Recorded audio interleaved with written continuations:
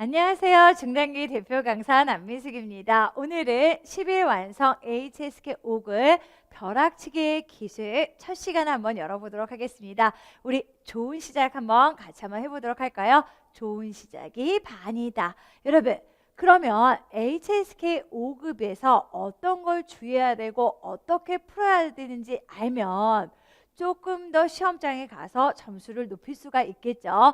그래서 선생님과 함께 우리 시험에 가서 주의할 점, 그다음에 어떻게 푸는 게 좋은지 한번 알아보도록 하겠습니다. 예, 우리 듣기, 독해, 쓰기로 나눠져 있고요. 100점, 100점, 100점인 건 알고 계시죠? 예, 이때 이제 1부분은 두 사람의 대화 유형인데요.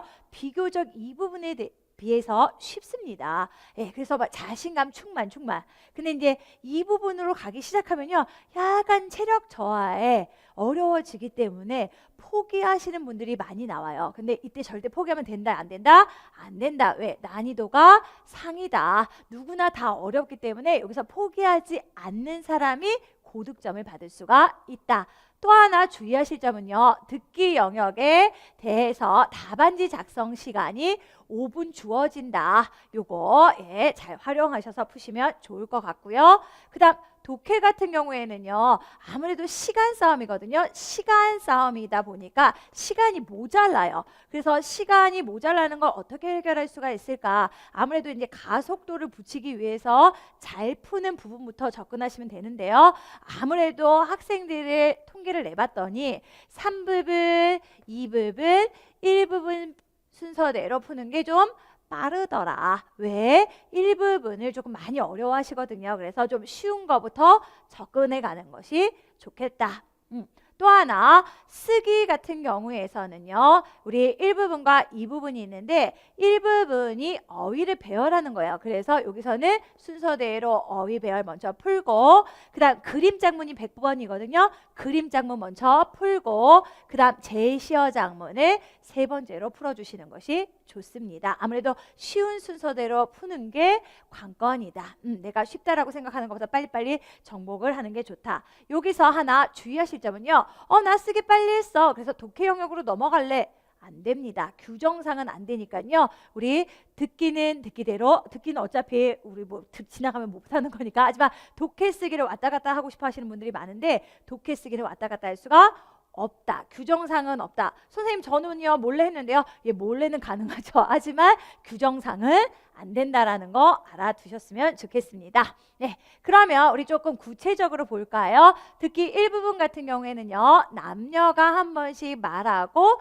질문이 주어지죠. 네, 남녀의 짧은 대화를 듣고 장소, 행동, 상황, 심정 등을 파악하는 문제들이 많이 나오니까 우리 공부하실 때 이런 부분을 좀 중점적으로 하시면 좋을 것 같고요.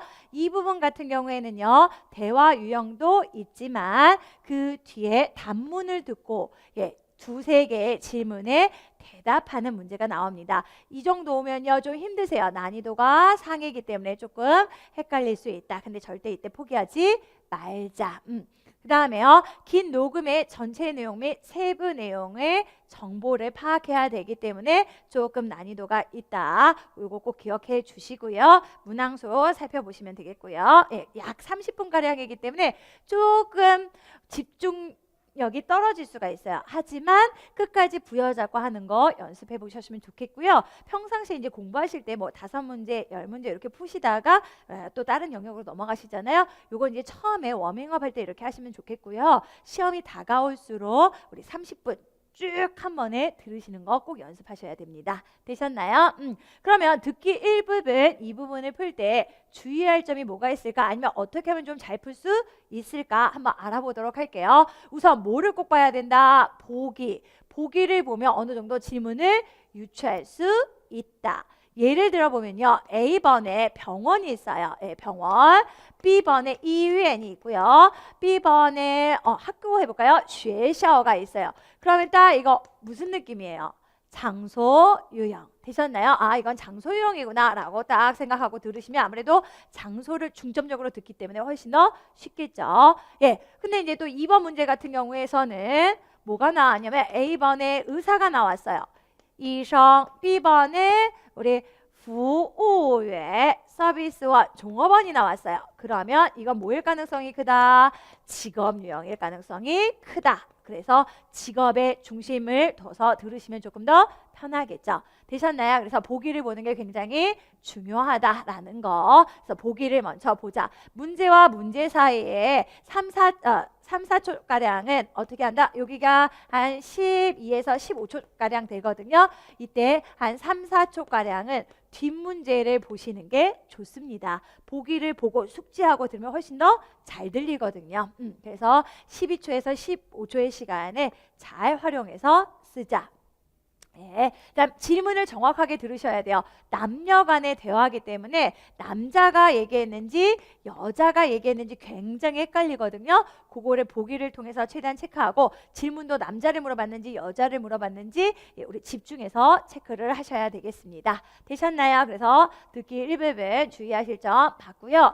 듣기 2부분은요. 이제 녹음 내용이 길어지면 왔다 갔다 해. 그러면 안 돼요. 그래서 끝까지 집중을 하셔서 집중력을 잃지 마시고 푸셔야 됩니다. 이거는요 평상시에 어떻게 하셔야 된다? 어떻게 하셔야 된다? 30분가량 되는 우리 듣기 전체를 여러 번 좀 풀어보는 게 좋다. 왜냐면 뒤로 갈수록 체력 저하. 근데 이것도 하다 보면 또 습관이 되거든요. 그래서 계속 듣는 연습을 조금 해줘라. 그래서 모의고사 한 3회에서 5회 정도는 풀고 가시는 게 좋겠습니다. 그다음에요. 자신의 기억력을 믿지 말아라. 예, 녹음에 이제 한 녹음에 여러 문제가 나오기 때문에 그걸 다 기억할 수도 없고요. 아무래도 시험이기 때문에 이제 긴장을 하시면 아무래도 잊어버리거든요. 예, 잊어버리시니까 어떻게 한다? 메모하는 것이 좋다. 오케이. 그래서 메모를 하면서 듣자.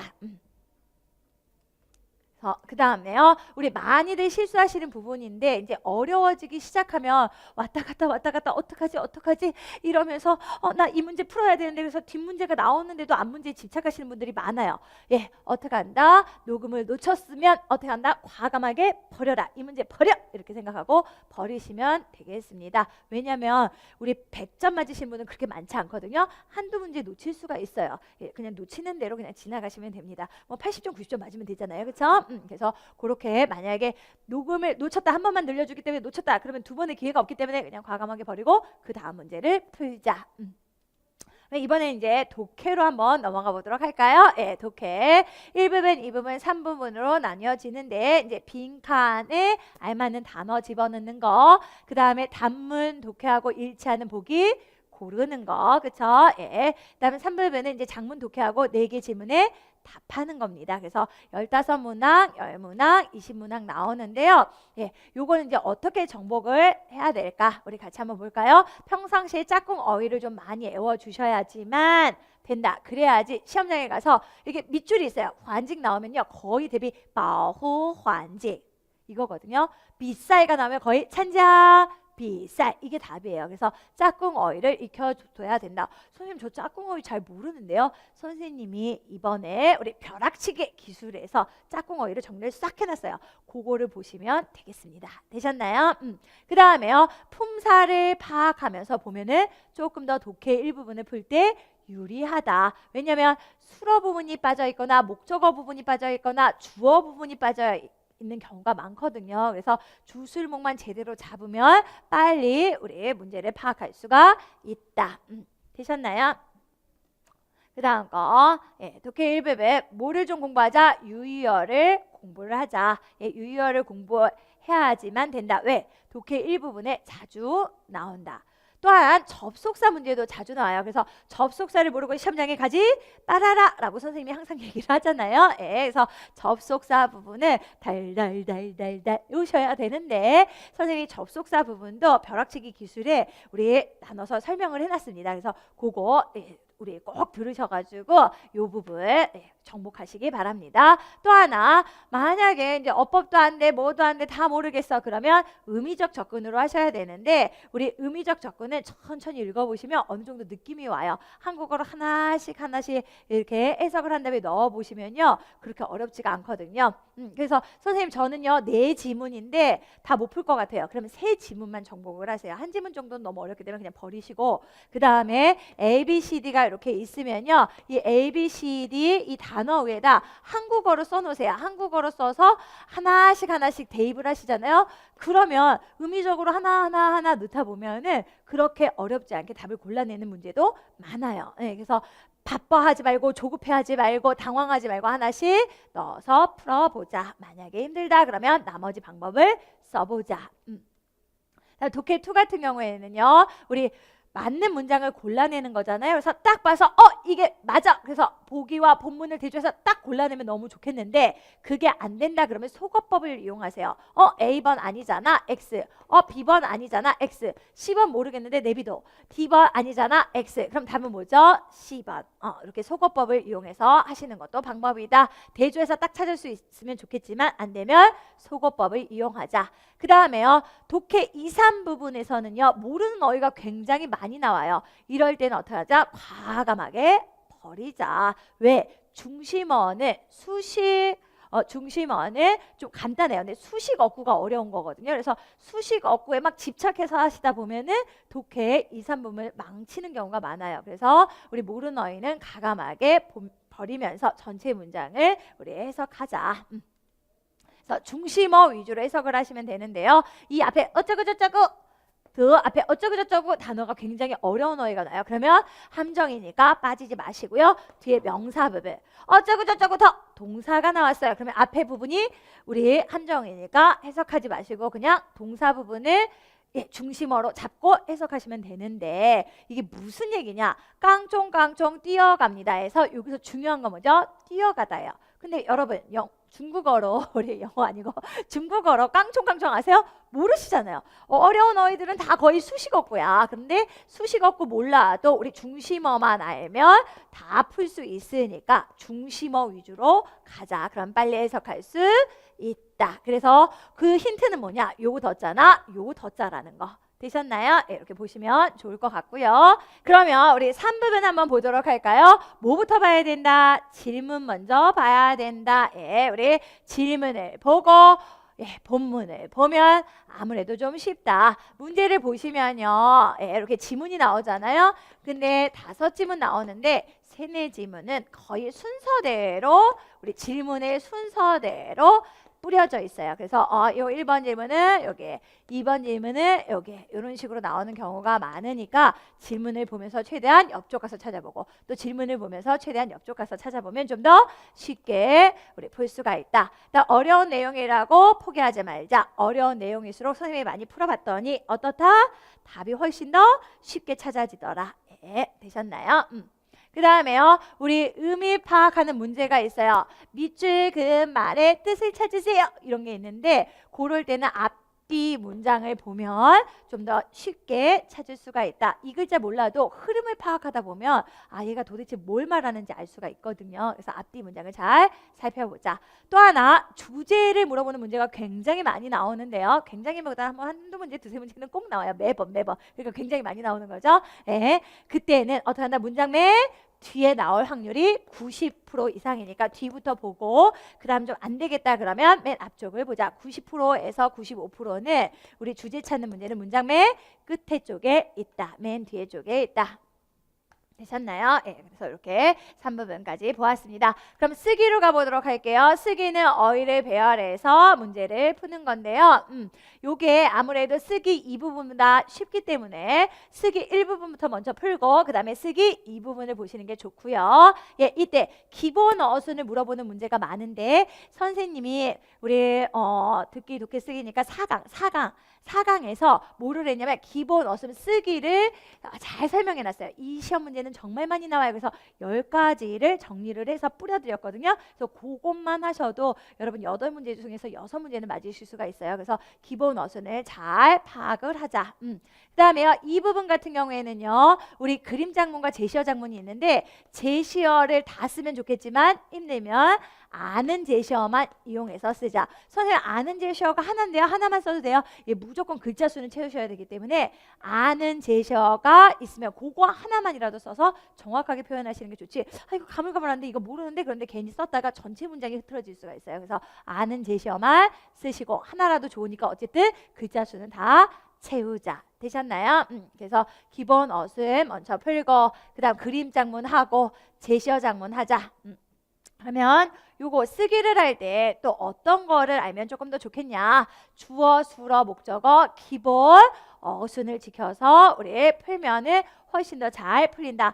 선생님이 수업하다가 그런 얘기를 하거든요. 뭐부터 찾아? 이런 얘기를 해요. 뭐부터 찾는다? 수어부터 찾는다. 그래서 수어부터 찾고 주어, 목적어를 찾으면 조금 더 쉽다. 그 다음에 문제가 부사어거든요. 부사어는 수어 앞에서 꾸며주는 말을 얘기를 하는데 요것도 지네들끼리 순서가 있어요. 그래서 70% 이상은 잊지 마서 부족했동 순서로 됩니다. 잊지 말자. 부족했동. 다시 보자. 부족했동. 100점 맞자. 부족했동 순으로 되거든요. 그래서 요 어순을 꼭 익혀두자. 네. 그 다음에요. 우리 글자 수가 굉장히 중요하거든요. 여기 뒤에부터 먼저 볼게요. 제일 먼저 보는 게 뭐다? 글자 수. 그 다음 뭐를 본다? 틀린 글자. 그 다음 뭐를 본다? 어법. 그 다음에 내용, 일치. 그 다음 제시어의 개수를 보거든요. 그래서 우리 글자 수는 80자 왔다 갔다 하니까 그 정도는 꼭 써주셔야 되고, 원고지를 보니까 96칸까지 돼 있어요. 그렇지만 그 96칸을 넘어가면은 안 된다. 되셨나요? 그래서 원고지가 돼 있는 데까지 쓰는 건 괜찮지만 그 이상은 안 되고요. 가장 좋은 건 80자 왔다 갔다. 80자 정도 써주시는 게 좋겠죠. 그 다음 좀 아까 얘기했죠. 틀린 글자 본다라고 얘기했으니까 틀린 글자는 없게 해라. 괜히 기교 부리다가 막 멋지게 쓰려고 하다가 글자 잘못 쓰면 안 된다. 틀린 글자가 없게 하라. 네, 그 다음에요. 가장 자신 있는 표현을 쓰라는 거는 아는 어법 쓰라는 얘기예요. 아는 어법을 쓰자. 아는 어법을 쓰면은 아무래도 틀릴 확률이 적겠죠. 근데 괜히 기교 부리다 하면은 망한다. 그래서 아는 어법을 써서 적합하게 표현을 하자. 되셨나요? 유치뽕 해도 좋다. 네, 가장 간단하게 되는 문장으로 써보자. 틀리지 않게.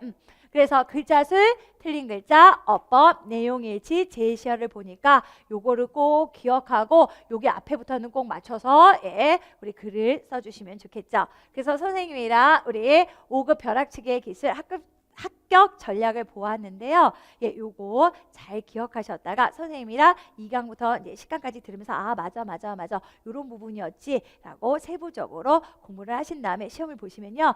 고득점을 받으실 수 있겠습니다. 그러면 오늘은 선생님이 여기서 마치도록 할게요. 우리 2강에서 더 신나는 모습으로 더 재밌는 모습으로 더 액션 표현으로 찾아뵙도록 하겠습니다. 오늘 여기까지 하겠습니다. 大家都辛苦了，老师也辛苦了。